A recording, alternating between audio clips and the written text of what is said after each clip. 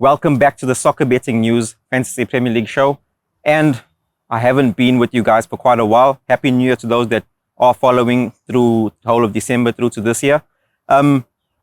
Big talking points this week. It's double game week season. We've got Manchester City playing twice. We've got Man United playing twice, Tottenham, and also Crystal Palace. But first, let's look back at December.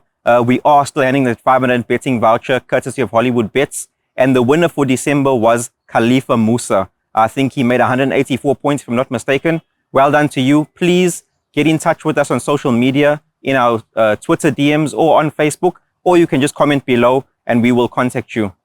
Make sure that you have a Hollywoodbets account. It makes us easier for us to credit your accounts with that. Looking at the overall leaderboard, this guy is phenomenal. James Bradley, he is ranked 326 globally, and obviously number one in our overall ranking. He is in the lead for the 2,000 Rand grand prize betting voucher, courtesy of Hollywoodbets. 3 players that I'd like to take a look at this game week. Obviously, all 3 of them will have 2 fixtures. Firstly, the person that I think is a banker this game weekend, Marcus Rashford. Phenomenal form for Manchester United, seems to be the focal point for them right now. Yes, Man United have 2 very difficult fixtures. Firstly, Manchester City and then Arsenal. But those 2 teams, Man United seem to raise their level for. Somehow, they always get one over Manchester United. Fortunately, they play at home. The tougher fixture, in my opinion, will be the Arsenal one away from home. But we've seen the only team that Arsenal has lost to this season is Manchester United. So they could probably poke a goal at the Emirates Stadium.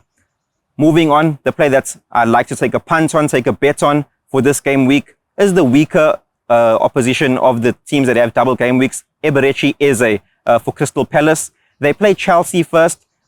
Chelsea aren't in the greatest of forms, and he's a nailed-on starter for both of these fixtures. I think he's someone who can get points. For me, most people are saying Louis Saar, but he's not the player for me in FPL. You see, every time I bring him personally to the team, he just seems to let me down. So Eberechi Eze of Crystal Palace, I think he's punt for the differential for FPL managers. Finally, the last person I'd like to look at, and the player who is likely to get points, Harry Kane. I know he's a much bigger fee to bring him into your team, but against Arsenal, he always scores. And against Manchester City, it's the same flip side for like the Man United. They always get points off of Manchester City. So Harry Kane, likely to score against Arsenal as well as Manchester City, is one that you can take a look at. Transfers in versus transfers out.